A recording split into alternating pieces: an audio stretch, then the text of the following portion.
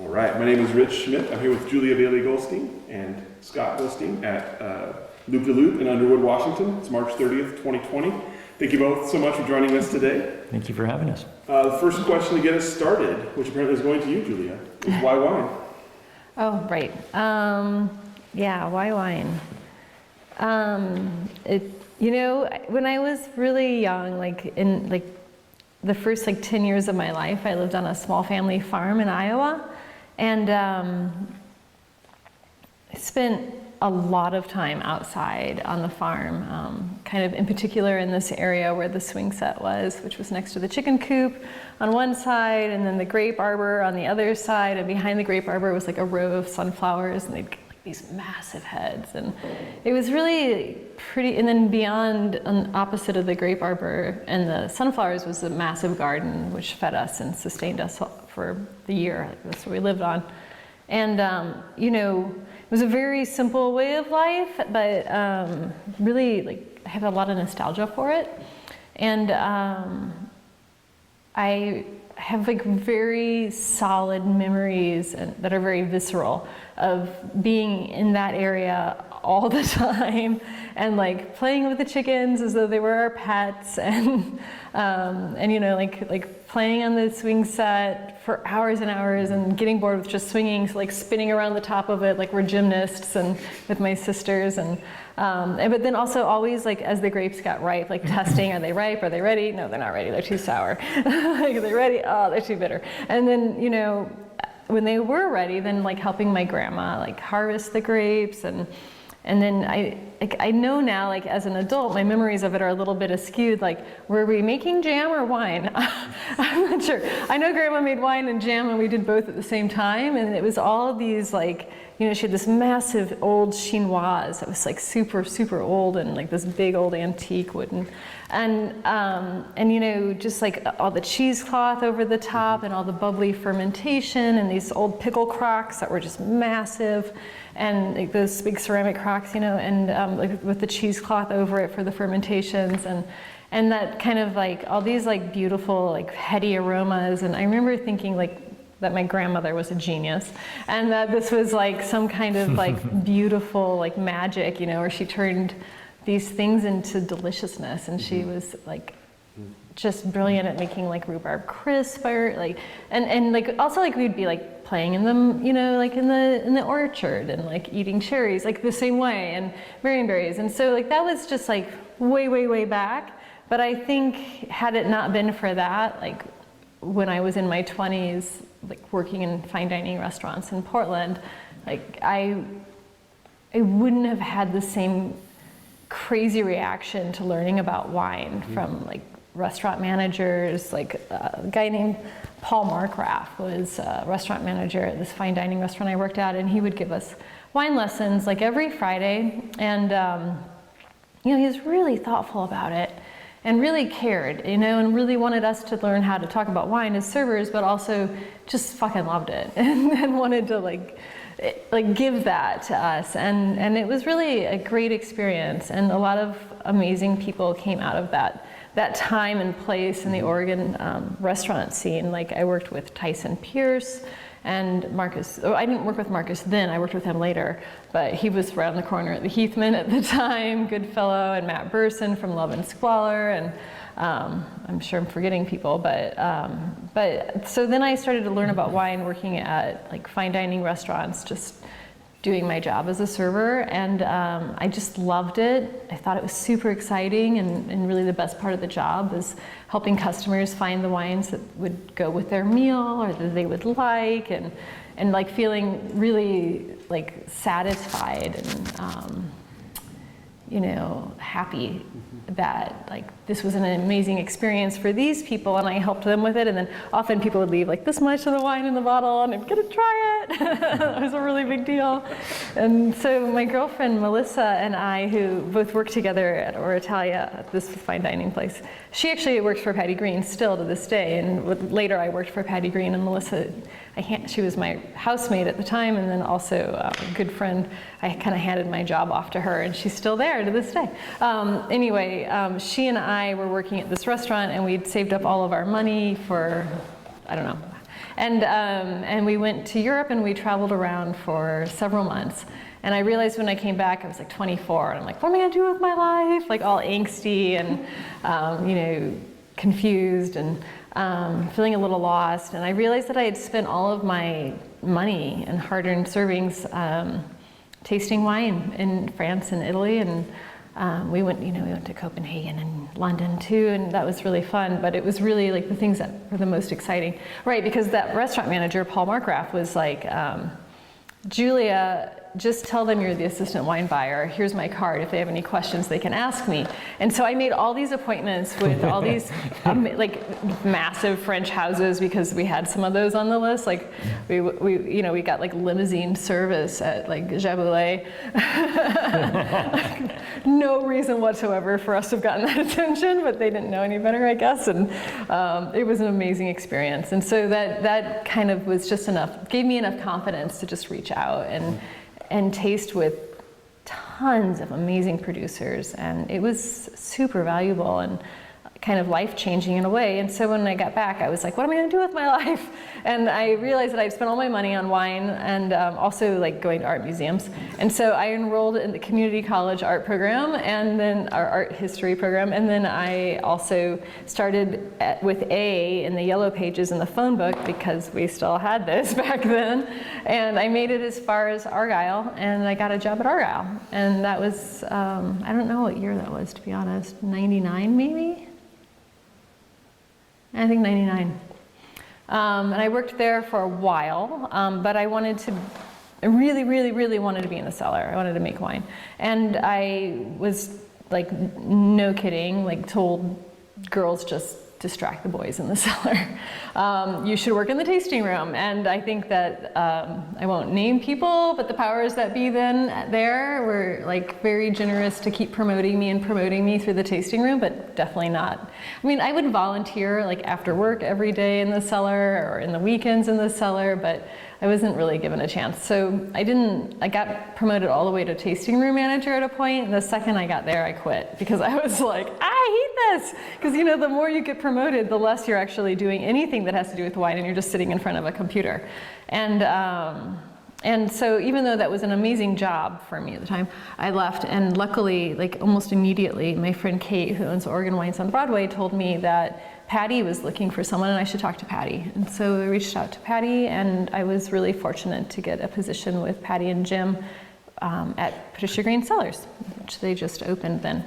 And they needed someone to just kind of help with everything and anything, but definitely a lot with sales. And in the Portland market, not because they weren't selling their wine, but because they were selling it all to the East Coast, and they really wanted to still be present. But when you're the first employee in a small business like this, like the third week I think I was there, they called me up, and they were both out of town on sales visits, and they were like, we totally forgot, we have a 20 case drop to Liner & Nelson on Friday, it doesn't have capsules on it. or it wasn't labeled, actually at this point I can't remember which it was. But they were like, this is where the hidden key is for the cellar. I've never done any of this before. Like I've never put a capsule on a bottle. I've never put I can't, they were corked for sure. They were shiners. I think I had to do capsules and labels actually. And they like told me where to find the pieces of equipment and talked me through it on the phone. And I got it all done, and I like loaded up the car. The hardest part was actually finding the spare key. I could not find the spare key. It wasn't actually where they thought it was. But one of their amazing vineyard helpers, employees helped me get in. Yeah, so that's what it was like working with Patty and Jim back then. It was just so small. Everything was needed to be done urgently, and we can appreciate that. That's kind of what we're experiencing right now. Yeah, we've got a young woman in the vineyard, and she's our third person this year, and she's kind of helping with everything. Yeah. Our third person? Yes. Just 1, 2, 3. Oh, I see what you mean. Yeah. I'm like, we don't have 3 people. I wish we had 3 people. That'd be amazing. Including us, I mean. Got it. Yeah. So, And then from there, I honestly got a little restless working with just one winery, and I decided to study for my sommelier certification and got a job, which was pretty awesome at the time, as a wine buyer and restaurant manager with Pascal Sauton, who was, well, he still is, I'm sure, an amazing French chef, but he doesn't live in Oregon anymore. He's back in France. So it was called Carafe, and I managed that restaurant and helped open it and create it with them, Pascal and Julie at the time, his wife at the time. And then from there, I also kind of got restless and felt like you've got to do more in this world, like be more, like just selling wine, you know, it's a luxury item perhaps to some extent, although maybe also a necessity. It just kind of depends on which mood I'm in at the time when I think about it. And so I went back to university to get a degree in international relations, and also my mom had cancer at the time, so I also went back to help her. So it was kind of twofold, but she recovered, and I ended up traveling to work with women in business in Palestine, and also in Israel. And but the women in business part was in Palestine, but then the work that I did while I was in the West Bank, in Ramallah, and then also a little bit in Jerusalem, incorporated, a lot of it was funded by USAID or CETA or European Commissions, depending on the project. And almost always there were Palestinians and Israelis working together as part of the projects. And my 3-month there turned into, what was supposed to be 3 months there, turned into almost 5 years. And it was another life. I had a whole other life there. And in that life there, I was married to someone else. I know. And I forget sometimes. you're right, I know, it seems surreal. And we opened a restaurant together that was really focused on the slow food movement and concept, and bringing slow foods of that area and like of the Levant, basically, Palestine, Israel, Syria, historic foods that were made in a historic way, like to life, and a lot of these foods were only made by, they were dying in society because people start shopping and buying Twix or like Cheerios or what have you. Yeah. Like, those are there too.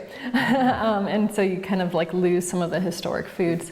And so that was a concept that we were working on and actively working on. And so we were also we were distilling arak in the restaurant. We were in a Christian village, so alcohol was fine, but there were no laws about alcohol either. And so we were distilling arak on Monday nights, and people could come and put their glass under the still, and we would turn it on, and they could have their arak straight out of the still. And of course, we were very careful to remove the heads and the tails and all that. But it was really cool. And so we made a friend with a man who was a Christian Palestinian who was starting his own winery there. And since I had worked in wineries, he and I were chatting a ton and kind of like sharing information. And at one point, because I'd been working with him so much, he dropped off 2 tons, no kidding, 2 tons of fruit at the restaurant door and said, "You need to make wine." And so I did, but I did it like in a kiddie pool. And I went to the souk, like the market, and I bought all these like olive oil containers, and I basically I destemmed everything completely by hand into the kiddie pool, and then I did like pigeage, and then basically I did equal parts of and it was just like kind of crazy. And then like for a press, of course I didn't have a press, so like a friend of mine and I would like each take either side of a sheet and put it, like fill it, and then twist it and twist it and twist it until we got all the juice out. And that was kind of crazy and not planned, right? So the funny thing is, it was so much fun, and it really was not something, I was at the time, I'm like, I've got so much to do, I don't have time for this. But it was amazing. I mean, I was like doing it at like 5 in the morning before I had to start making bread, and it was like, it was so like therapeutic, and it also like really connected me and brought me back to like the time that I had working with Patty and Jim, and like just working in the industry, and the connection and the connectivity of feeling like you're part of something. It just like when you hear something or taste something from your past, it kind of like really like brought that out in me, and it also made me realize how lonely I was and how hard it was living places where you didn't speak the language necessarily very well, and it wasn't your anyway. So one thing led to another, and within a year, I decided that I wanted to come back, and I came back. I have an old friend who I actually worked with at this restaurant that I was mentioning earlier.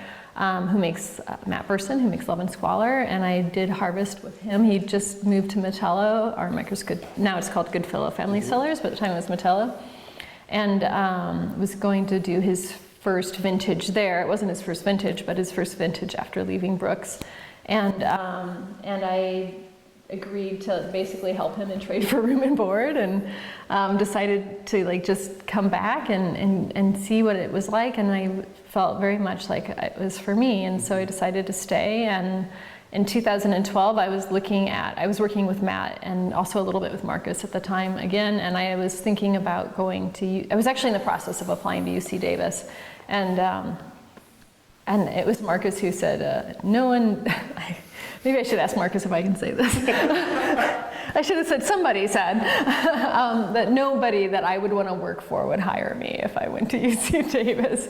I'm sure that's not true, but at the time, but his point was like, also you're too old. Like I was 35 at the time. He's like, if you want to make wine, just make wine. You're gonna fuck it up, and you're gonna learn how to fix it, and that's and that'll be your tuition, right? Because you're gonna lose money in the process, and so. That's what I did. Like the very next day, John Groshaw was making wine there at the time, and he was telling Matt and I about this amazing vineyard in the Yamhill Carlton that had like vines that were planted in the 70s, pommard, self-rooted, and it was 2012. So in spite of the fact that it was a super marginal site, which is why partly why the guy was having so much trouble with it, it was beautiful, just gorgeous that year, and it was dirt cheap. And so kind of worked it out so that we got that, and I continued basically for the next, until 2015 to do harvest for Matt, basically for free, in trade for letting me make wine there and helping me out with some of the costs of buying fruit and just getting going. And initially I made wine under his license. And that was how I started. And so in 2012, I started with about 150 cases, and then the next year I was closer to 300, and then kind of grows and grows from there. And in 2017, Scott and I had been together for a couple of years, and we had gone on a trip to, I guess it was in 18 that we went. But Scott started to help me in 2017. Mm-hmm. And then, so what did you do? So. Before you started to help me. Before the meeting, tell us about your life before that. Right, so we met end of 2015 or something like that. So I wasn't in the picture for all 14. For all of 14. For all of this so far. And I did not come from the wine world at all. I liked wine, but I knew very little about wine. And I didn't know anything about Oregon wine because I went to UC Davis. But I did not study wine. And my mom at the time was encouraging me to enter the wine program, but at the time I had no love of wine. And I studied biology and then animal physiology, because it's a vet animal school, and I became a physical therapist, and that was kind of my sole focus of life, my professional life, and it was a big part of my life. It was trying to become a good physical therapist, and wine only entered the picture when it was time to really confusedly try to order something that would go with my food. And surprised that on our first date we talked about wine a little bit, and I'm really surprised that Julie went on a second date with me because she really cared about wine, and I said all the wrong things. No. Other than the fact that I like wine. There you go. That might have been good enough to start. So why wine for me? I think first and foremost, I fell in love with a winemaker. But I think gradually over the last 7 years or so, it's become a part of who I am as well. And it's been a rapid growth and lots of learning for me. I oftentimes like drinking through a fire hose, is a pretty good analogy. And I have a lot more to learn, but I've come to love it. You know, there's several different levels. Like professionally, I had been working as a physical therapist for 20 years, and although I loved it, I'd been doing it for about 20 years, and it was taking a lot of energy and time, and it was starting to really drain me, even though I still enjoyed some aspects of it. And so starting to help Julia in 2017, and then even more in 2018, it was a little bit of a fresh of breath air. You know, my life had been I went to the same place every day, because I worked in one place for 10 years, and I was doing physical therapy, and I'd be doing my documentation, and I'd try to stay fit and work out, and I'd come home and have a delicious dinner with Julia and stuff. But when I started helping out, all of a sudden my life became much more diverse. And that's a big part of winemaking and owning a vineyard, is you're always doing something different. And that variety added a lot of energy and interest and fascination, and again, lots of learning. But it was very appealing, kind of after kind of becoming a little bit stagnant in my previous life. And then not only that, like, you know, the beauty of the vineyards and starting to learn about it, growing and agriculture and different ways of doing that, and kind of learning a little bit more about that. And I had been kind of a tree hugger environmentalist for a number of years, and so some of those aspects of learning about how some vineyards are taken care of really kind of resonated with me. And so there was the kind of the aesthetic and romantic view of the vineyard and growing grapes and turning that into something else that's really special. And then wine in of itself, I think, has been fascinating to learn winemaking from kind of a little bit of an outsider's perspective. And then I was kind of entertained and I still am for the first several years, but like, when are we actually winemaking? Like, okay, we've got the grapes, now they're in the press. Is it wine? No, it's not wine. Okay, they're in the fermenter. They're starting to ferment. Is it wine now? Not quite. When we're moving wine from, you know, like fermenter to tank, is it wine now? Like, you always say not you quite. have to remind yourself you're making wine. Yeah, we clean and we move wine a lot, and it's like, you gotta remember, we're making wine. Even though we're cleaning up something, we're making wine. But in the end, you are in this very kind of long process, like part of something that's kind of special, that can then end up being very unique to a place where it's grown, to be shared with family and friends and have a special experience that is even amplified when drank with food and how it pairs with food. And it can bring people together in a way that's very unique and special. Yeah. So that's another reason why wine. I'm curious from your perspective, Scott. It's interesting. You mentioned you kind of fell in love with a winemaker and then had to kind of do the rest after that. What is it like? What was it like for you to kind of come into someone else's passion, to have someone who's so passionate about their work and has been doing it for so long? Good question. To kind of come into it when you did and sort of learn how it fits into your life. Yeah, how was that for me? Excuse me, sorry, I'm scratching the microphone. Bad move.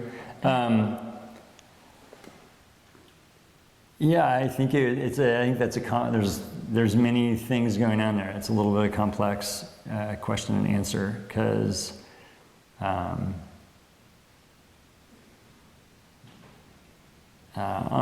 one hand, I was coming from a place where I had been doing something and working hard at trying to become good at something for a long time. And when I would go to work, even though there were stresses and challenges, I felt fairly confident in my ability in my abilities as a physical therapist to help my patient. I was educated, I was certified in multiple things, and so I had a confidence when I went to work and when I stepped in front, like when I met a patient and we started talking about their problem. And when I started helping Julia, I didn't know how to do anything. I couldn't put a clamp on. I knew nothing. Like, how much of this stuff do I use? And so it was a blend of gratification from learning how to do something, or maybe doing something on my own for the first time, which was kind of a new experience again, because my learning curve was so steep. So learning how to do new things was great, but at the same time, I felt, we worked in collective spaces like the Southeast Wine Collective, and there was always a time constraint, because you're almost like you've got the winery for these, this chunk of time, and you've got to go. And so there was limited time for me to stop and learn and ask questions and take my time with something, which is kind of how my brain works a little bit, is to really be contemplative or contemplate about it, let me think about that for a while. Can't do that. Keep going. We're going to be here all night if you just sit there and think about it. So it was a blend of gratification and learning, but also frustration of not being confident in what I was doing. But I'm getting there. I'm getting there. Yeah, you're kicking ass. And I think her enthusiasm is infectious, and so I think that helped me to kind of fall in love with it and be intrigued and fascinated by winemaking. And we've shared some really amazing experiences, whether it's traveling around or at our own dining room table, with food and wine and with friends. So you've taken us up to about the time when you met now, and Scott becomes part of the. So the process, and now you're here. So there's a lot of steps along the way. So you've been kind of working with Matt. You just kind of start slowly growing this project.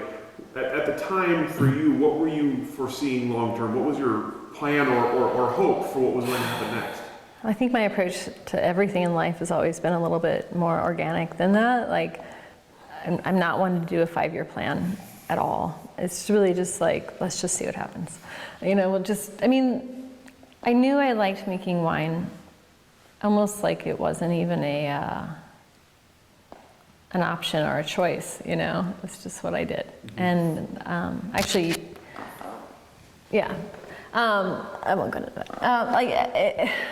Making things is a very special thing. Whether I've also worked with ceramics and building, hand building pottery, and had some exhibitions, and that was maybe a direction I could have gone in. I had an exhibition in Portland, the minute I came back to Portland, it seemed, and that was a big deal. I made a bunch of artwork for it, and it went really well, and I could have continued with that, but once I started making wine, I had to get another job to pay the bills, and there just wasn't really time, and anyway, my creative energy was going into a place, and so, but I can say that when I started to make wine, I realized very quickly, 200 cases sounded like so much wine, what am I gonna do with it once I make it? And so I realized very quickly I needed to learn how to sell it, and so, I had worked selling wine as a wine buyer after I got my sommelier certification. That was something that I did, but I had never been in a position to sell it to wine buyers. Mm-hmm. And so that was scary to me. It's terrifying. So I ended up immediately getting a job with a wine distribution company, and that was a big part of my trajectory, I suppose, because I worked for a company that sold wines from Bone Imports, and there's just a tremendous amount of special wines in that portfolio. And I was very fortunate to be able to work with them year in and year out for something like 6 years. And most of the producers in that portfolio use wild yeast. They are either organic or biodynamic, and really a lot of them have inherited sites and they've cared for a long time. A lot of them have taken sites that have been in the family that were just being sold off in bulk, and they turned it into something really magical.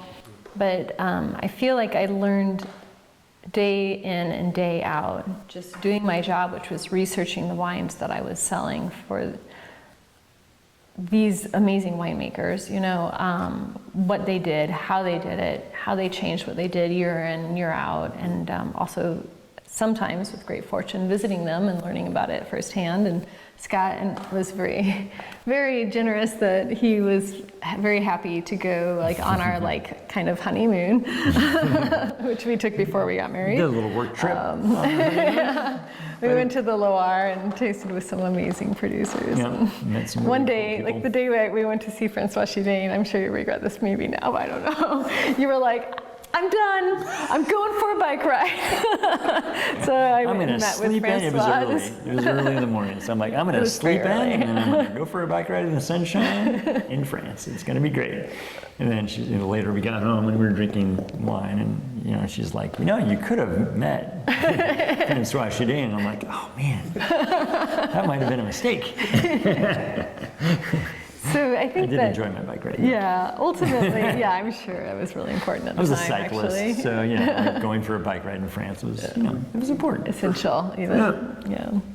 But I think that was, I learned as much, as funny as it sounds, and I feel like maybe people would roll their eyes at it, but I definitely feel that for me, I learned as much about making wine from that job as anything I learned working with anyone in the Willamette Valley directly in the cellars, because it was just a constant. Every day, part of my life was researching how are they doing this, and why is it tasting like this, and tasting the wine all the time, and how is it changing in the bottle, and tasting a diverse amount of wines. And then in the job, we would taste blind every Monday, and we would taste through every very specific region in Burgundy this month, or over, that would take more than a month, but and then later we went to the Rhone, and just constantly tasting and learning how are other people doing it.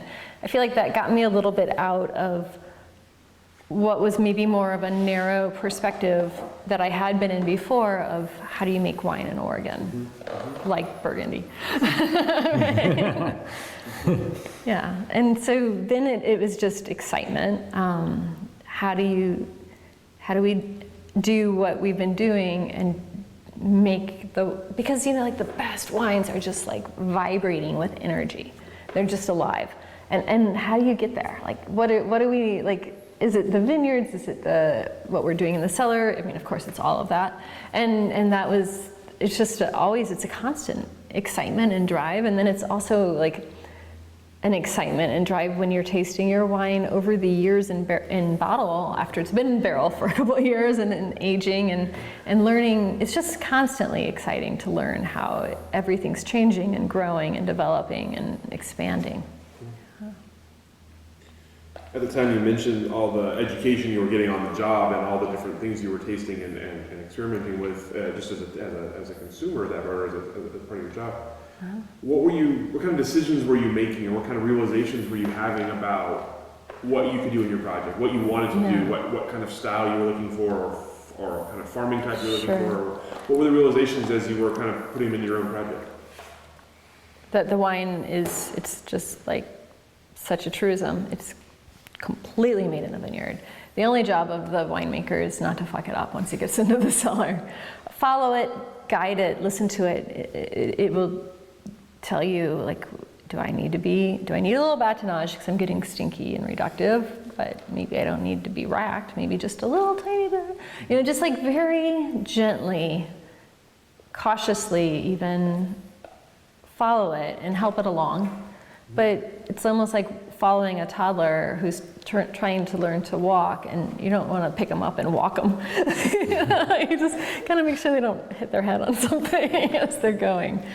Yeah, I think that's it. And that's the most exciting thing about having our own vineyard now, that we can actually do that. And we're just barely beginning to experience it.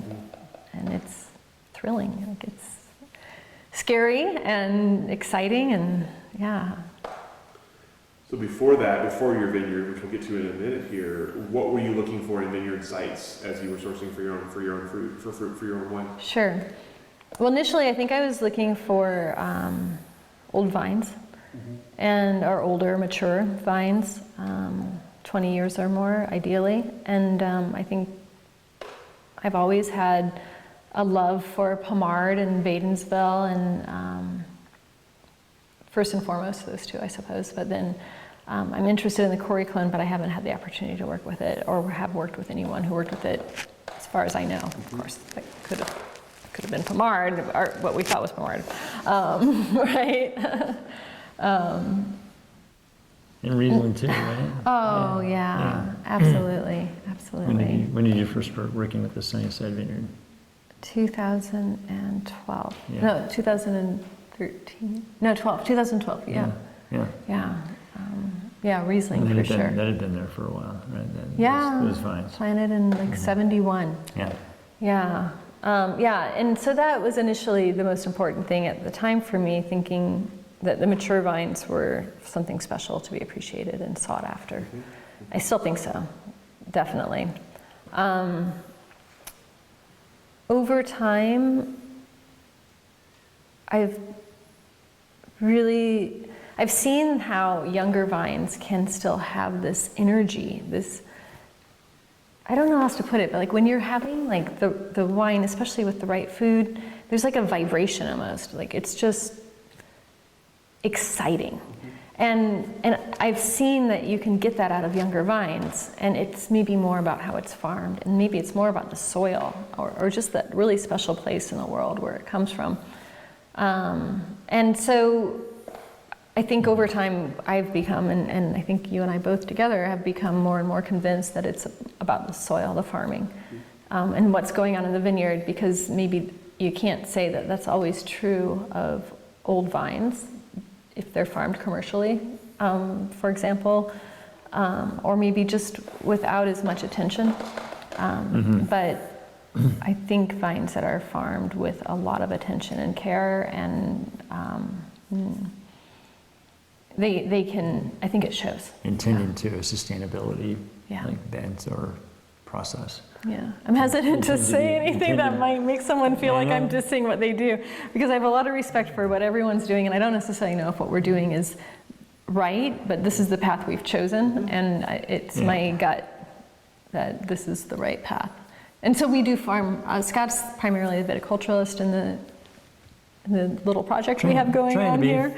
And then I'm, of course, like make the wine, but we both do everything together basically because we're tiny. We've both taken, I've taken 1 or 2 viticulture classes, and Julia's taken a few more, and she's been doing this a little bit longer than I have. But I'm out there on the tractor and figured out how to work a sprayer, and working with the chemicals and researching all the chemicals, which are cinnamon oil, and I mean, we don't really use we don't use harsh chemicals. We don't use any synthetics. So we're farming. So yeah, now we have this vineyard, and we decided kind of just to take a step back from what I was just saying. So we have this vineyard, and it was a little bit sick when we bought it. It had been for sale for 4 years, so I think human nature, they probably thought it was going to sell a little faster than that, and they probably moved on a little bit. The previous owners, they did a great job of putting it in and taking care of it for a long time. Thank you, our neighbors. But it was a little sick with various things. Almost anything you could look for. Pretty much if you everything. looked for it, we'd find it. Yeah. So, and it was produced, that first year we had it, it produced very little, like a ton an acre, maybe a little less. Yeah. Excuse me again. And so we, at the outset, just from our life's experience, we wanted to farm it organically, and through a dear friend, we were introduced to an amazing person named Mimi Castile, and she actually did a little consulting for us, and she was very cautious and very gentle with her advice. She definitely did not give us a prescription of what to do, but just kind of got us maybe not even pointed in the right direction, because she was so I don't know what to say, gentle with her advice.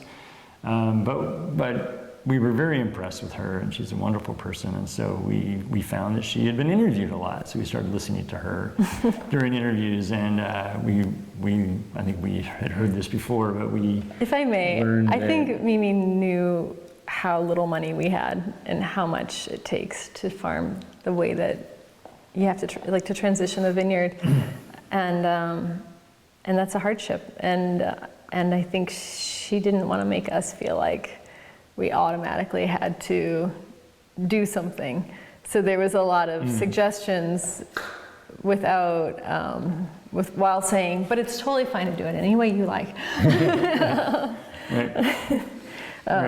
Without making us feel as though we had to. But I think Scott and I both were like on board 100% and wanted to learn more. And so she kind of did put us down the right path, but she kind of put us in a position where she wasn't going to do it for us. We had to learn by ourselves. Yep. Yep. So in this case, you were the toddlers being taught how to walk. Yes, Totally. exactly. That was Yeah. exactly right. Yeah, I mean, Yeah. you just kept us from falling over and hitting our heads Yeah. too hard. So we got pointed down the path of regenerative agriculture. She certainly practices that, and had taken over her family vineyard, right? Bethel Heights. Bethel Heights Vineyard, yeah, which had some problems in it, and so we had our vineyard with our problems, and so we started walking down that path of regenerative agriculture, and we're still learning, and we're both taking a soil science class and realizing how important and integral that is for the vines. But our vineyard is doing better, and it produced a lot more last year, and still has a little ways to go, but Yeah. we're feeling good about how we're taking care of it, and at least the initial signs are that we're doing okay. Yeah. So really putting all of our emphasis on bringing back that universe of microbes and fungi, Yeah. beneficial bacteria, and the right balance of fungi to bacteria, like under our feet, so that the vines can send out their exudates, and there will be a partner there for them with the fungi that's connected to the roots to say, yes, I can bring in those micronutrients for you when you need them, so we don't have to continue to spray for them, right? Yeah. And then having Yeah. like a green compost that lives perennially in the vineyard, and it's been a challenge for us just to get that down. Like that was something that we thought okay, we'll do that. The first time we met, okay, she said to, yeah. It's like this is a third time you seeded, right? Yeah. Third, maybe, yeah, third. We've had the land for 2 years almost, and yeah, it last spring. 2.5 years. We had a crazy drought. We seeded in the first part of March, I think the 10th of March, I think we seeded. And it didn't have rain for months, rain months after that. until Yeah. June, So and we then- were like, we thought and then we there was were- the heat we dome right thought we after it were- rained. We thought we were safe from the frost because we couldn't Yeah. seed right before Right, it was right. cold, and then all of a sudden it went from cold to no water. So hello climate change. Yeah. And so that was, we spent money on seeds and all Too the much. time and effort, and then we got very little growth from it. Well, because we had seeded the previous autumn, but frost killed it. Yeah. So we were a little bit conservative about the frost. Right, we were worried about the frost. And then the rain didn't come. And so this whatever. So hopefully this time, fingers crossed, come visit us in 2 months. It seems to be better, yeah. We'll have wildflowers and peas and daikon radishes for helping with compaction. bio-drilling, And yeah. We'll see. Fingers crossed. Yeah. Mother Nature is, she's got her own idea. Yeah. Well, I want to come back to the kind of the transition into this property, but I want to back up for a second first. You mentioned working at Southeast Wine Collective. So how did that come about, and what point in the kind of the growth stage was that? Right. And tell me about the experience of making wine. You mentioned kind of the hectic nature of making wine in a collective space like that. Tell a little about your experiences there as you were growing the brand. Well, I guess this was, I went to the Southeast Wine Collective, and well, actually, I had, Day wines, for a hot second, decided maybe I wouldn't make wine. This is a hot second. The commute, I had a full-time day job. It was going really well. I liked it. driving out to McMinnville.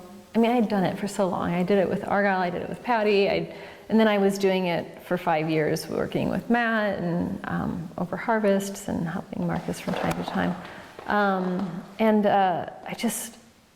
I think for a hot second I thought, it's just too much. And so I wasn't going to make wine. And then I guess apparently I didn't really dig into that because I was apparently looking on Wine Business to see what grapes were for sale. I remember this. We were at the beach. Harvest had already started in 2016, and the Four Winds Vineyard was posted in Wine Business having some fruit for sale.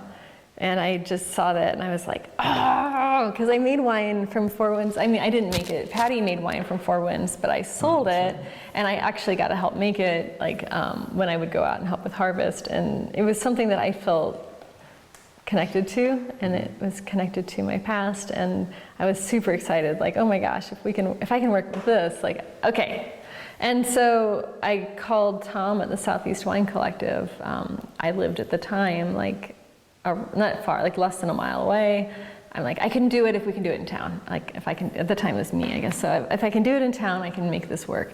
And just no more commuting. And and he's like, well, I don't have room for you to make Riesling and the Pinot, but I can do, it was gonna be 3 tons of Pinot. Not very much. And that was really I think that first year of not being with Marcus and Matt and part of what they were doing and just being completely on my own was what really kind of, no going back. It was great. It was really fun that year to be at the collective. There were some really good winemakers there, and it was really fun to bounce ideas off each other. There's a lot of young, youthful energy, I guess. Yeah, young exactly, but it was a place where a lot of people were trying to grow something, and that's got a lot of energy behind it. And and the wine was easy. That 2012, super easy. So the wine was delicious the whole time. It never tasted funny. It's not always true with wine. Easy. Yeah. It gave me a lot of positive feedback, I guess. And so, right away the next year, I was looking for a place that was cheaper in town and found a guy who was selling macro bins that had a spot that was bonded, and so I made some wine at his place and some wine at the collective, and grew quite a bit. I think it was close to 1,800 cases already that next year, and that was in 17, and then in 18 we were around close to 2,000 again, and that was in 18. Scott decided after 10 years as a physical therapist at the same clinic, at the same clinic, 20 years probably at that point, as a PT, that you decided to take a little sabbatical, and you were going to take a couple months off, and we went to Europe, we went to Italy for a month with his family. His mom had turned 70 and had a lifelong dream of staying in a chateau in Italy, so we were like, sure, Mom, we'll go. But we tasted a lot of wine, and once you took that time off, you took 2 months off and you decided to find a new job. I was like, well, as long as you're taking time off, why don't you help me with harvest? And I had a great 2 weeks where I mountain biked every other day, and I slept in, and I did some yoga, and that was that. Chilled out, and then I started working. Maybe in another 15 years you can do that again. Have you considered harvesting? And never looked back. Yeah. So I guess I feel like we're taking this a long story. So long story short, we had grown a lot. It was hard to fit into the collective. So in 18, we made our whites at day camp at Day Wines. Thank you, Brianne. And then we made our reds at the collective. And then it was just we just clearly were getting too big for these places that we were at. And it was great in a lot of ways to ask. I love asking questions to winemakers. I don't necessarily always agree with what people say or want to but it's good to know why, what are your thoughts, and why do you make the decisions you make, and it was a place where I could ask lots of different people all the time and learn So when they do this, because of that, then this is what happens. And I don't have to maybe go down the path because I can watch them the whole way. You know, it was a really amazing opportunity. And there were some great people there, like Chris Luberstedt in particular, like really helped me not fuck things up. Like whenever I was freaking out, like especially with whites, he's a fantastic winemaker, but he's a phenomenal white winemaker. It was really a generous thing to be able to have him be so kind, and that's the other thing. The industry is like full of people who are so kind and helpful, and and so basically we hit a point where I was losing contracts to like vineyards that were selling or just had really good offers from people with a lot more money, and it happened again and again, and there was this like also background buzz getting too big for the collective spaces. And well, basically Scott's brother-in-law one day said, if you want any help ever, like let me know, because like he's like, you make great wine, I'd love to help you. And I was like, I'm good. I'm very proudful. Like I've done this by myself, starting with nothing, and I'm doing a good job. And I felt like I was. But then Scott, I mentioned it. Didn't even mention it to you right away. I mentioned it. He must have said that 3 or 4 times, and every time we were like, no, we're good. You know, we just went and bought like 8 kegs. We're good. We just bought a fermenter. We're doing great. But then you were like... But then at some point we were like, you know, when you said if we need any help, what do you mean by that? Because Scott was like, you need a vineyard. Like one day Because at some point I'm like, yeah, it'd be nice. Yeah, you need your own vineyards. We don't have to deal with losing contracts at the last second, or not having enough fruit, or not having control over, you know, certain things. Or suddenly the prices go way up and you're like, that doesn't seem, something. So Scott's dad lives in White Salmon. His dad built a cabin in Trout Lake when he was a little boy. And then his sister was living in Hood River, had lived there for like 40 years. And we spent a lot of time out in the gorge. And every time we're out here, I'm looking around like, why aren't there vineyards there? Why aren't there vineyards there? And there are vineyards there. What are those like? You know, and it's a really special place. And so it was like Bill helped us, which was super helpful. We're paying him back, but he kind of basically helped us kind of do the transition to like paying the mortgage on this property while still paying at the collective. That's his brother-in-law, mine too. But it was more the fact that he got us thinking bigger, you know? And so we started to do our own business plans we started to do our business plans and saw like, wow, maybe we could actually make this work, which was crazy scary. And so we started coming out here looking at property, and I was personally thinking like we'd buy some fallen down barn with a farmhouse and fix it up and make wine in the barn and then sell it there. But because of regulations, you have to have 15 contiguous acres to have a tasting room on the property. So then it was like looking at tiny little like pocket tasting room shops in the Hood River area, thinking we'd still buy the farmhouse with the fallen down barn that we'd put back together and make wine out of. And Scott but the first property we saw was the one we're on. And every time we came out to the gorge, almost every time we'd come up here and it's still for sale, and we'd just stand here and we'd look and we'd dream and we could never afford it. There was just a field here. We were actually like, we better not walk up there. It's somebody's property. We don't want to get shot, or have somebody come out and yell at us. So we just hang out on the road, and we had a dog named Romeo, and we throw the stick for him. Yeah. And we look at the mountain. We just fell in love Loved with it. We just thought it was great, and at some point we're like, well, like 2 years later. 2 years later, it's still for sale. Let's just hypothetically like make a plan for buying that, and maybe not getting it for the asking price, getting it for this price, and what we can afford, and how much do we have to sell, and stuff. And so here we are. And somehow we made it work, and it was really hard, and there was one point where I think we were both crying, and we were giving up. We had made the business plan, but we forgot to include a tractor. And then we saw a tractor cost $50,000, and I was like, that's it. We are out. We cannot do this. And I called my dad, and he was like... And you told him we're not going to do it. He's like, nope.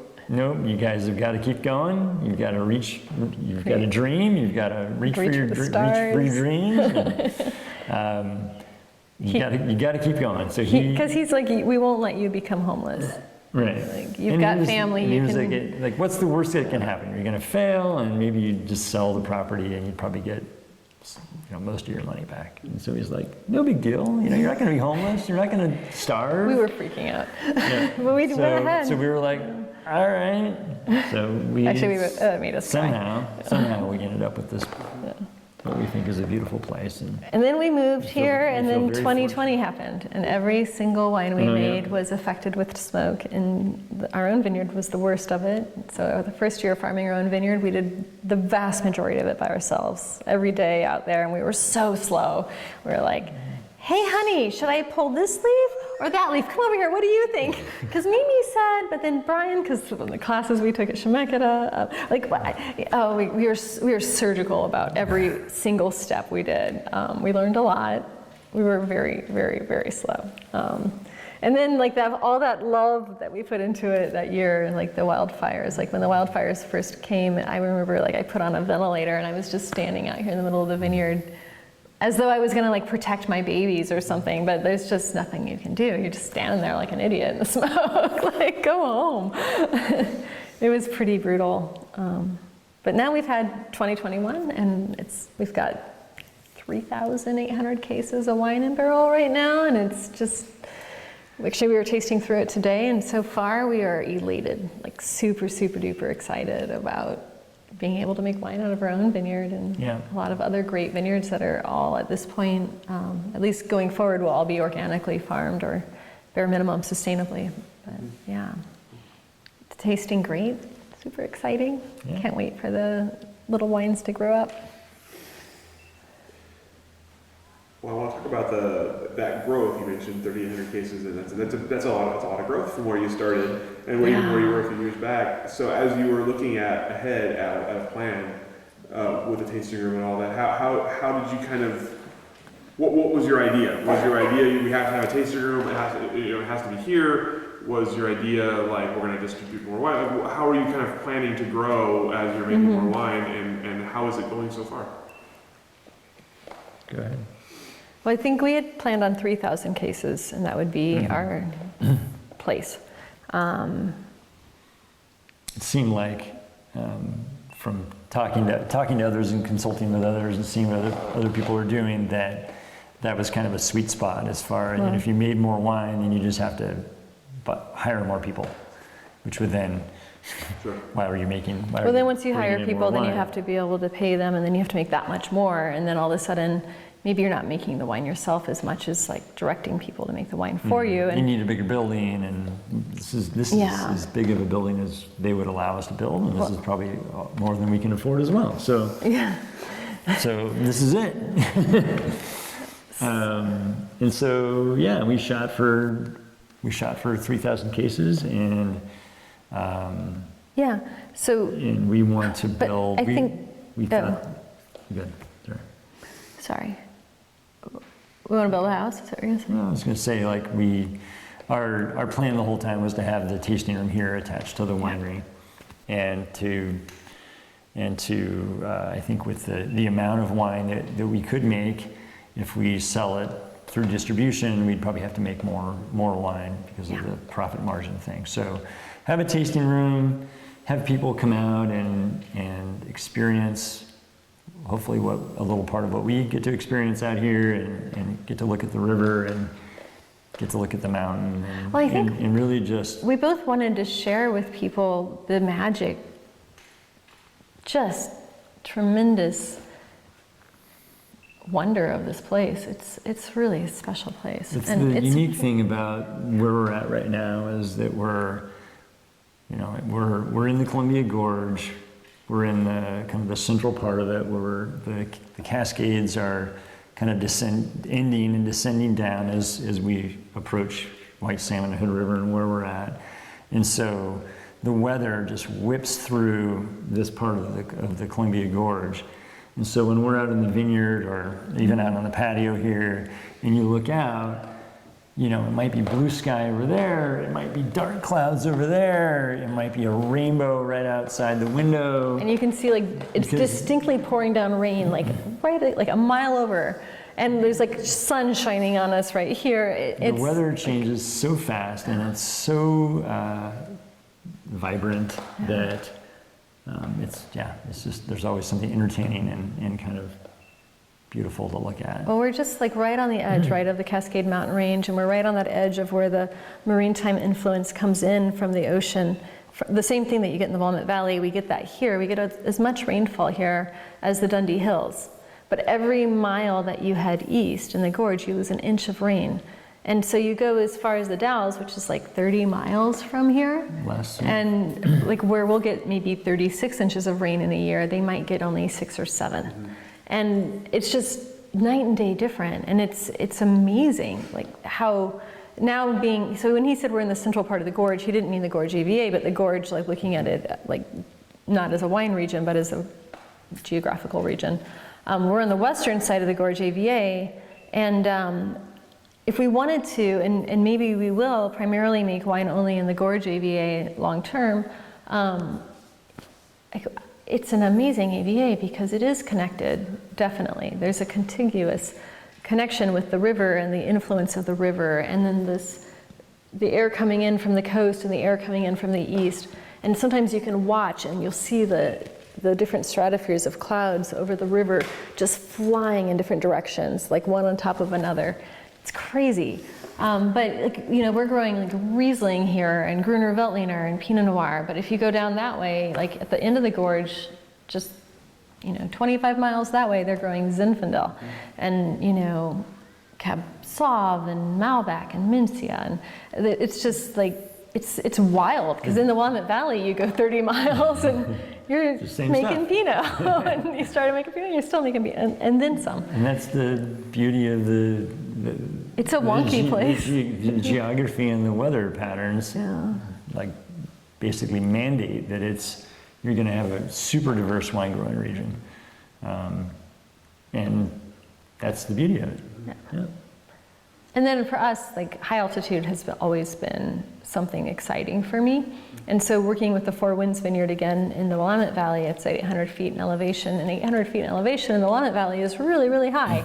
And I find that it kind of has that tension that you get with these high altitude sites, and you get this really long, drawn out ripening period. And you get these cool nights where it's almost like you put the grapes in the refrigerator every night, you know?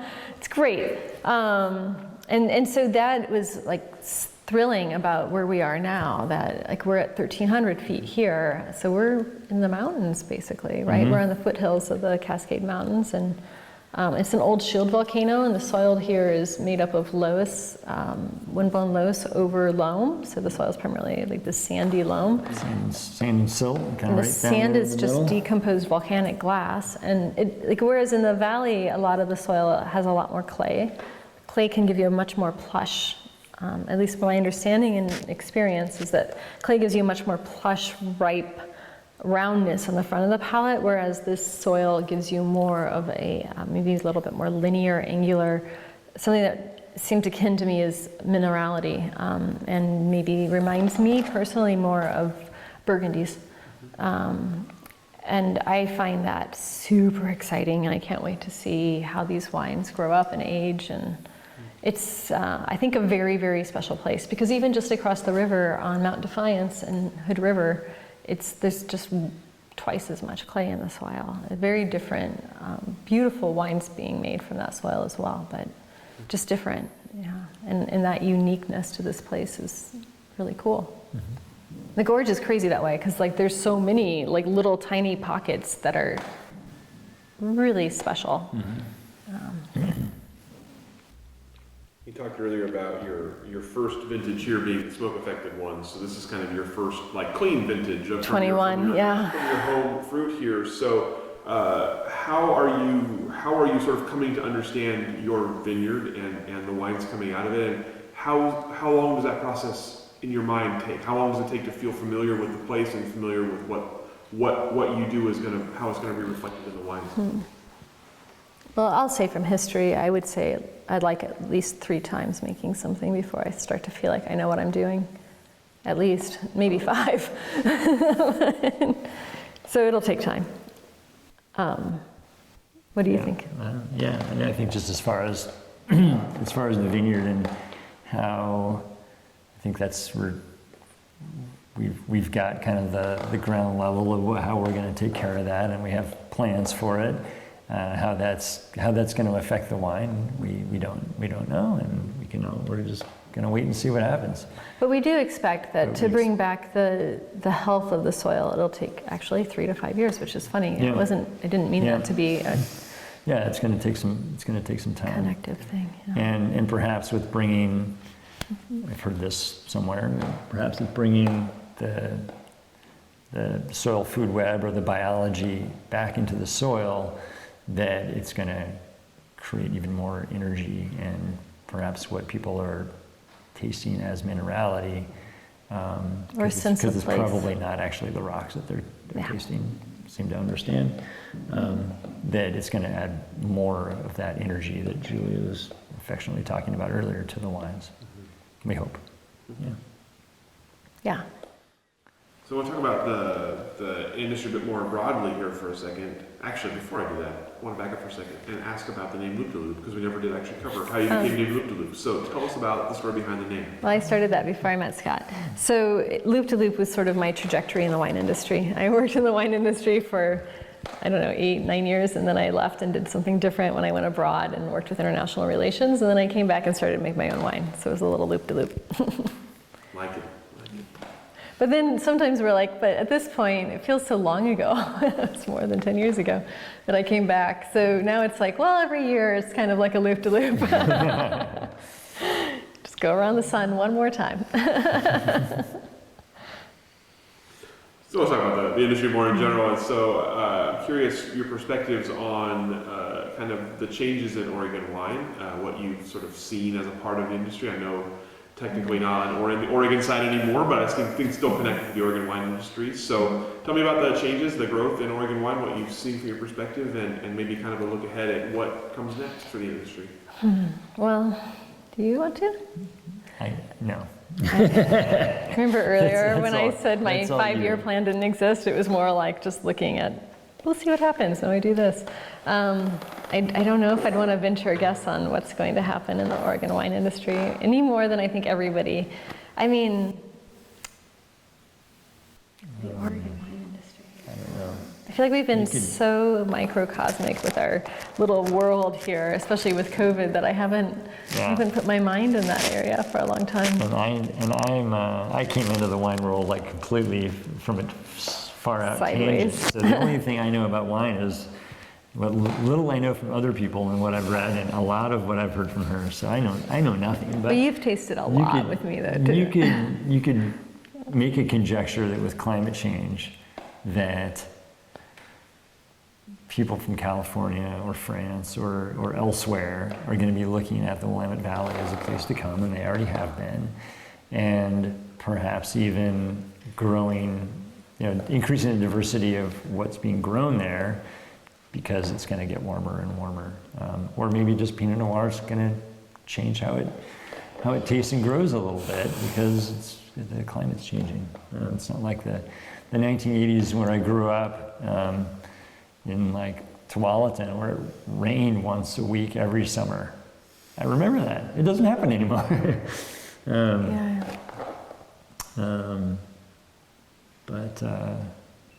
What about, go ahead.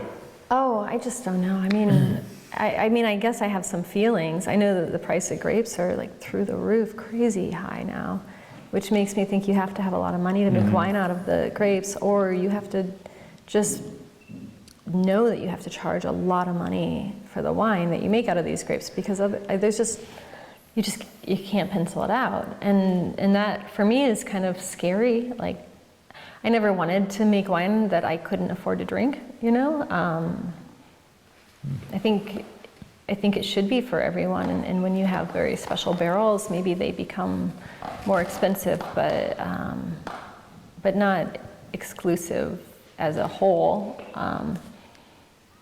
I don't know if we're just at a moment because of the wildfires in 2020 where things are super high and then they'll come back down, or if because of climate change enough people are translocating from other places to make wine here, or just because the quality is so exceptional that people are moving here to make wine and that the prices will just keep going up.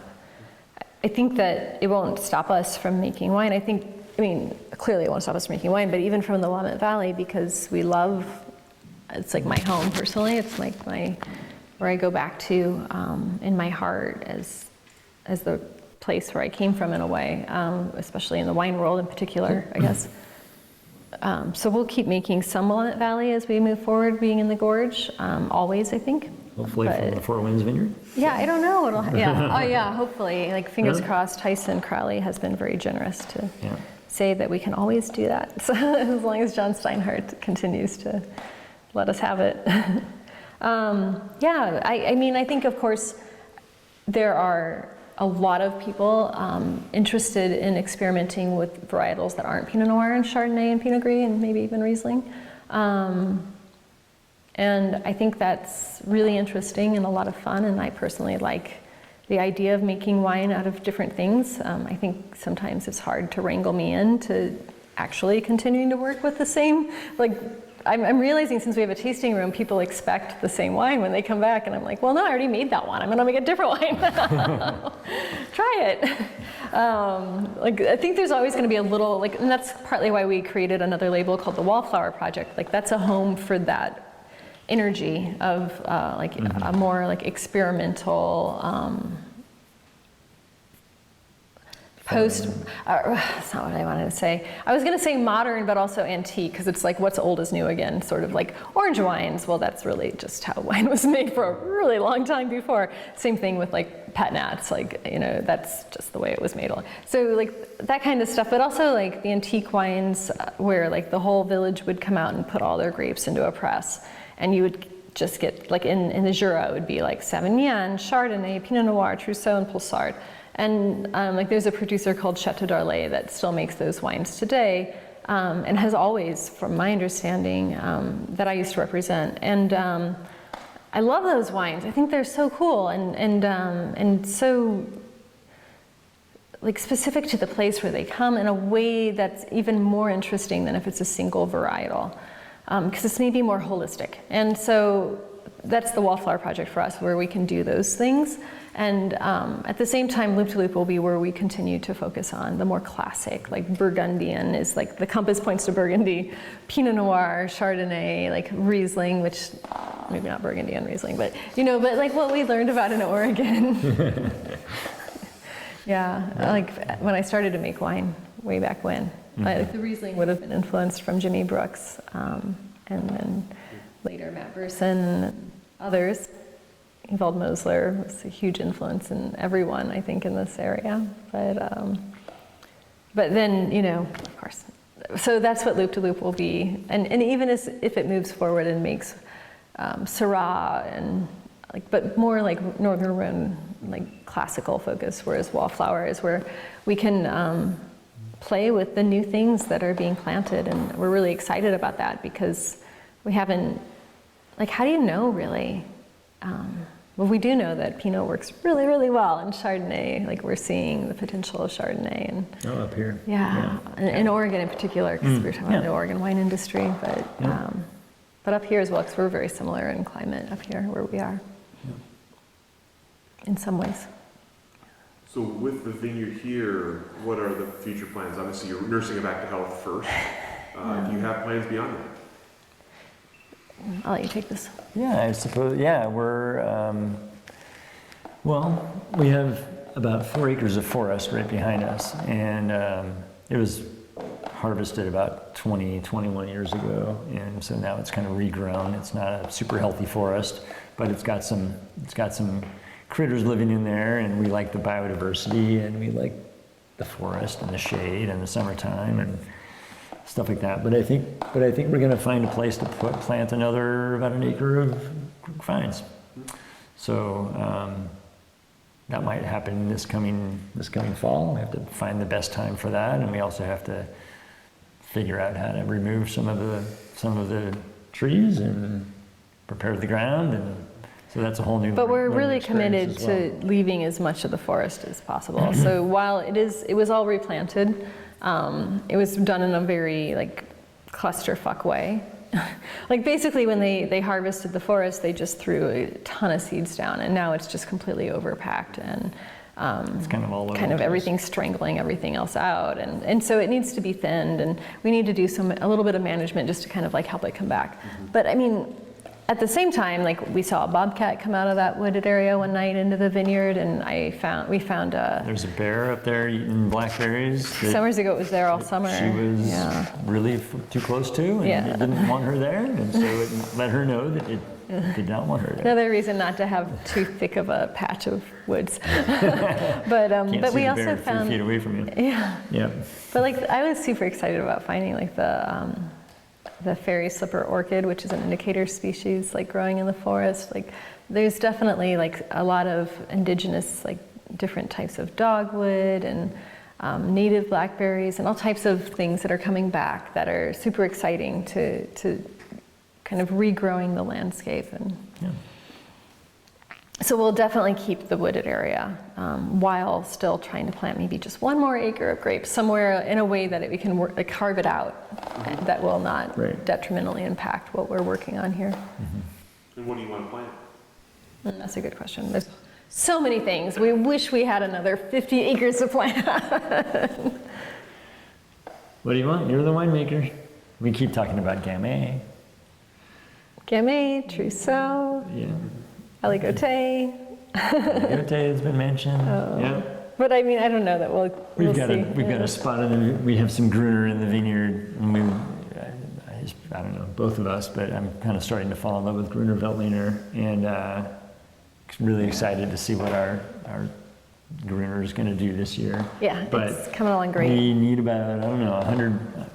We're missing some vines out there, so we need to regrow those in the vineyard, and we're excited about filling that space in and taking care of those baby vines.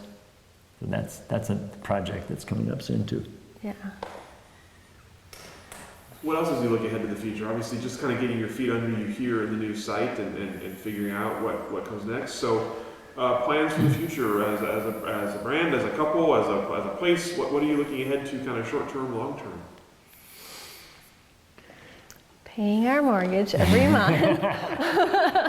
I think we have we've been working really hard for several years now and trying to get this here and get this going and Say work-life balance. learn how to take care of this. So I think in addition to the things we just talked about, like planting another acre, if we can have a day off consistently, one day a week, that'd be sweet. If we can enjoy the beautiful place that we moved to a little bit more as far as recreation goes, that would be great. I think doing what we do as well as we can possibly do it, like really just going with the inspiration and creativity that comes with every vintage of learning what happens with what Mother Nature gives you, and like your own fuck ups and successes along the way, like building on that and just doing the best we possibly can. I think that's enough right now. And we don't want to grow any more than I think at all than where we are. Just doing a better job with what we're doing. We don't want another winery over there. We don't want another vineyard. Tasting room, no. We're doing good. Hiring another person, maybe. Like that would be. Try to I think just do it. Run the business better. Put in make things a little more efficient. Send the people the wine when they order it. Right. Stuff like that. It's a little thing. That's my long-term goal. Yep. So I'm curious about this. This will be the last question for you. In terms of you're a couple and you're also in a business together. You're spending a lot of time. Tell me about how do you make that work? What's the key to making this work as both a personal relationship and a business relationship, and keeping things going well? I'm happy to say it's actually working. Yeah. You don't really know the answer. I think we. Do you ask every couple that you interview this? I think we have realized that at times we need to work together, and at times Yes. we need to what we call divide and conquer. Yeah. It's kind of funny, like, you know, if we look at a house, she and I will always, or Almost a always. wine, or, you know, like there's so many things, or like, that is beautiful, I don't like that as much. Like, we are completely on the same page. Yeah. If they were like, go fill that bucket up over there, she and I would do it exactly opposite. Yeah, every time. So for us to work together on the same project, sometimes it's hard because, you know, we start running into each other because we're going to do exactly the opposite thing. But in the end, if she just did it, it would be perfect. And if I did it, it'd be just fine. No, it's true. We do a good job of divide and conquer. Yeah. So I think that's realizing that is part of it. And I think just communicating, and I think both of us trying to be understanding and compassionate towards each other. I think mostly we as well. like being around each other though, and we appreciate each other and the input. And like, I could have tasted through the wines today without you, but I wanted you to do it with me. It's more fun. It sure is. Well, somebody's got to climb the ladder. Well, also you grew the grapes, like you got to taste what you did. Oh, yeah. No, of course. Yeah. I'm a part I don't of know it. if that answered the question exactly, but yeah. It certainly did. Okay.